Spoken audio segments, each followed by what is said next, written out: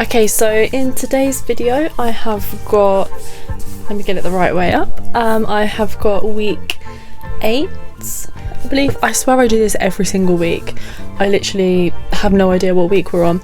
But anyway, I've got week 8 of the 365 Days of Art Challenge. If you want to see that, then keep on watching.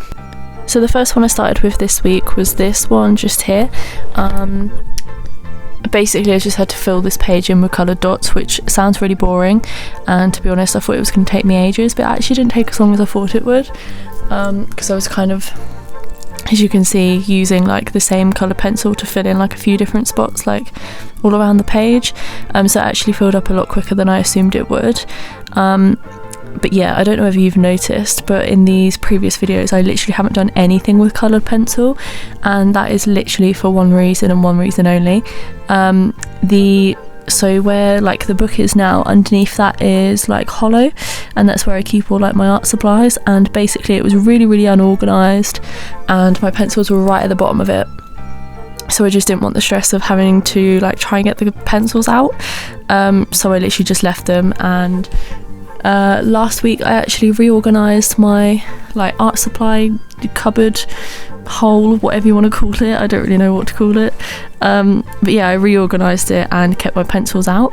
I did actually film it, so if you want to see my sort of like reorganisation process, then I can upload that as well.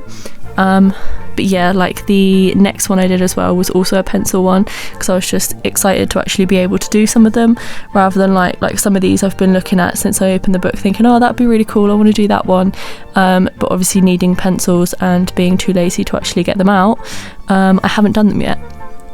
So now, like in these next couple of weeks, you'll probably see quite a few pencil ones that I'm doing, but this one here was just like a mark making one, so I did cross hatching, like a blended one, stippling, and then the final one was watercolour, which I did all with like a blue colour. And then this third one, obviously I reverted back to my watercolour. This was just doing 4 different skies. So the first one I did sort of like a blue sky, and then the ones underneath I did sort of like sunsets, but just like different patterns, or like different like I just put the colours in different places, like the placement of the colour was different, if that makes sense. Not really, but anyway, you can kind of see what I'm doing here anyway. I was going to put like a skyline on one of these, you know, like buildings or something like that, but I decided just to keep it as sort of like a cloud, like, I don't know, like just an actual sky, rather than having like any sort of scenery or anything in it. And I do quite like them, but I've still got a couple more pages of these like skylines to do, so I think in one of those I might actually do like a, you know, like a skyline instead of just doing actual skies, actually putting something in like the foreground of it, just to, I don't know, put a bit more detail into them. I thought that might be quite cool. But moving on, I have another watercolour one here, and this was another one of the like putting colours together that would work well together, and there seems to be an awful lot of these in this book, which, to be honest, I feel, I'm not gonna lie, I feel is a little bit of a cop-out, because I think there's like 4 or 5 different pages of these, if not more. I feel like I've already done 3. I think this is like my 4th one that I've done, and I know there are still loads left. Well, a couple, I say loads, that is an exaggeration. There's a couple more left in this book, which I feel like, how many colour combinations do I really need to put together? Like, I have a working knowledge of the colour wheel, I don't really need to do this. I feel like it's a bit of a waste of a day, but anyway, it's a quick 5-minute task that you can do sort of relatively without thinking about it. But yeah, obviously, as you can see, they are the colour combinations that I chose this time. So yeah, I think I've got, like I said, I've got a couple more of the like 4 different colours to go, and then I think I've possibly got a couple of like the I think it's like 2 like colour pairs, and then there's like 3s as well.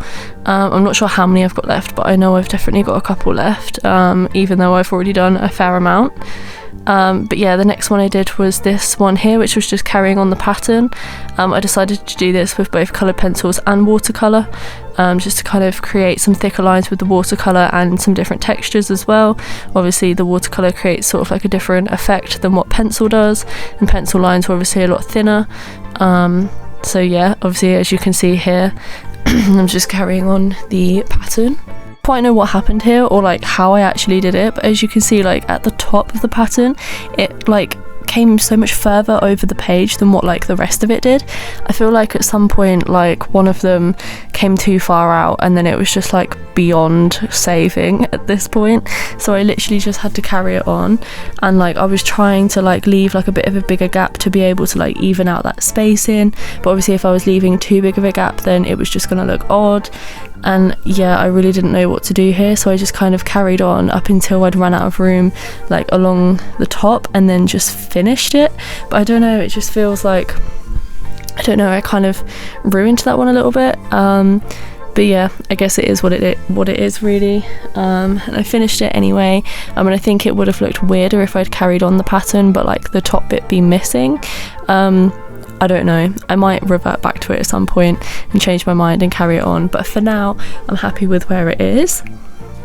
And then this next one was sort of like a sort of a mark making one, but with different mediums. So for these ones I use coloured pencils and watercolours, obviously experimenting with like drier and wetter brushes, and then like different ways of using the pencils, obviously using the tips of the pencils and using the sides of the pencil, just to create different textures and different not patterns, but you know, like different effects with you know, using like a drier brush and a wetter brush.